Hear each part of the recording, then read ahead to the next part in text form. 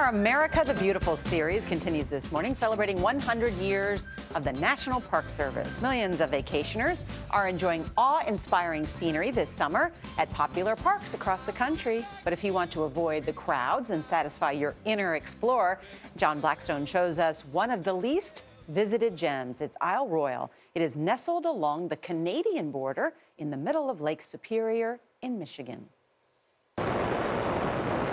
Isle Royale National Park is so remote, the only way in is by seaplane or boat.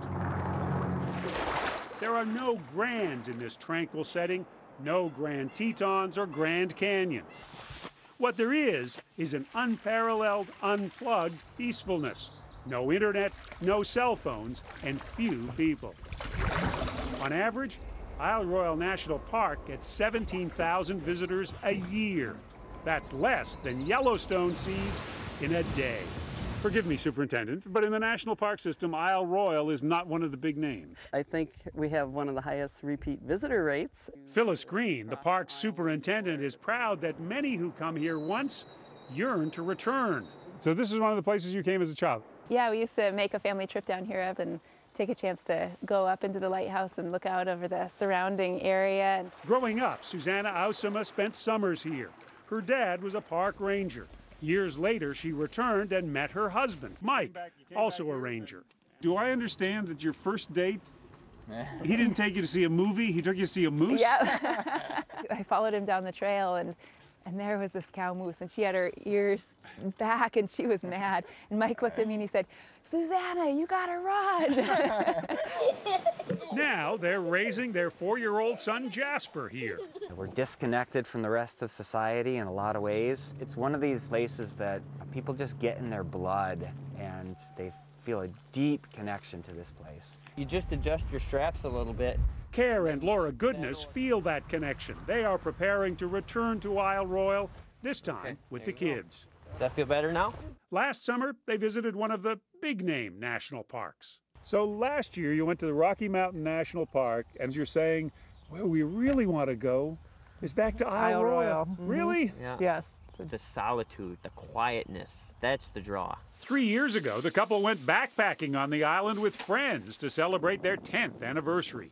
There he is! It's addictive, it's phenomenal. You just crave having more of it. Ooh, good pickings. From wild berries to wildlife, it's all here. When they spotted a moose, their adventure seemed complete. That was awesome.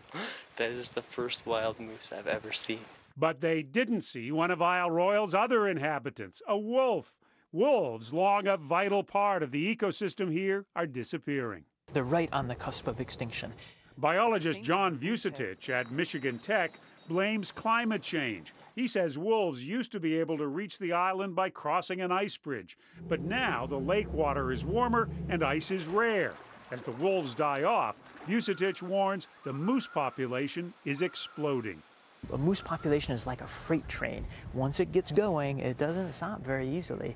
Because moose feed on trees, he warns they threaten the forest. It's very clear the right thing to do is to restore wolf predation and to do it as promptly as possible. Why not just bring in some more wolves?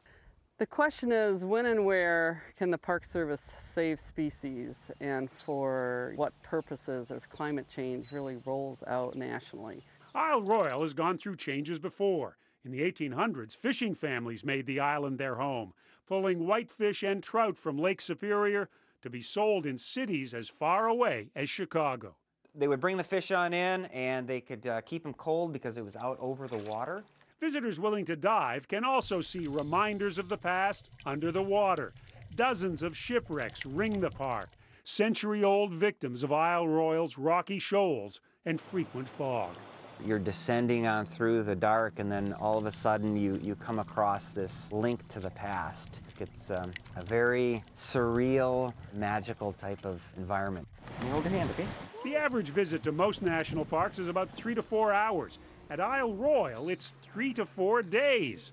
But that isolation is not for everybody. We've had some employees come out and not last 24 hours. We've had some visitors not last 24 hours. Among the treasures of the National Park System, Isle Royale remains a largely hidden treasure. the fast track of life goes away. It kind of seeps into your soul, and it's just a special, special place. A place of solitude and intimate beauty. For CBS This Morning, John Blackstone, Royale National Park. There's still plenty of summer left. People can get there. Does sound